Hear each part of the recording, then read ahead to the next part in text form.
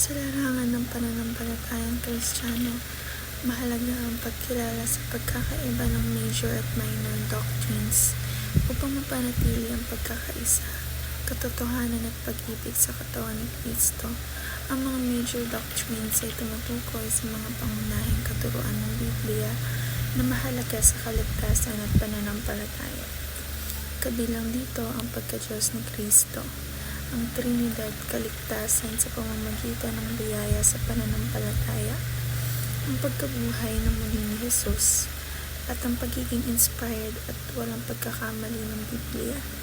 Ito ang mga batayan ng tunay na pananampalataya, at kung taluwas dito ang paniniwala ng isang tao, maaring hindi siya sumusunod sa tunay na ebanghelyo ni Kristo.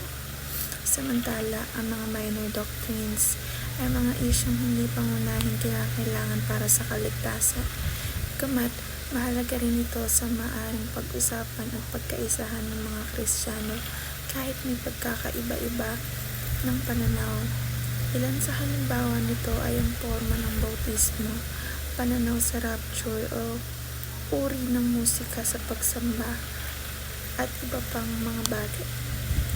Tulad ng pagsusuot o petsa ng sabat sa seminaryo, itinuturo na habang naninindigan sa katotohanan ng mga major doctrines, dapat tayo magkaroon ng kababaang loob at pag-ibig sa mga minor doctrines. Sa pangunahing katuruan ay dapat may pagkakaisa. Sa mga minor na bagay ay may kalayaan, at sa lahat ng bagay ay may pag-ibig.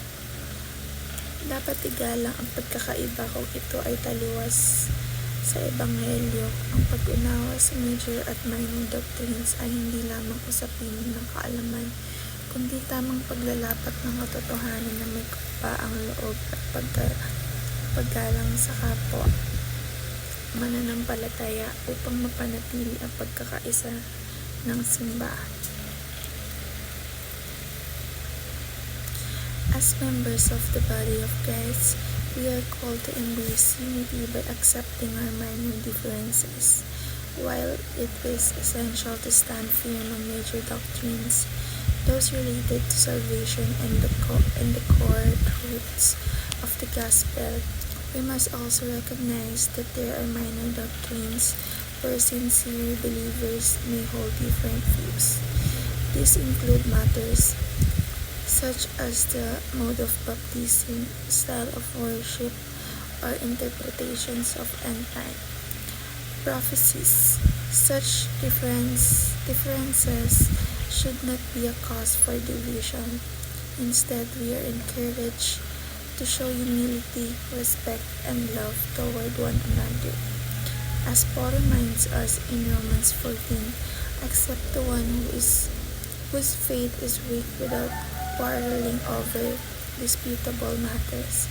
By accepting one another in these non-essential areas, we demonstrate that our unity is not based on uniformity, but on our shared faith in Christ.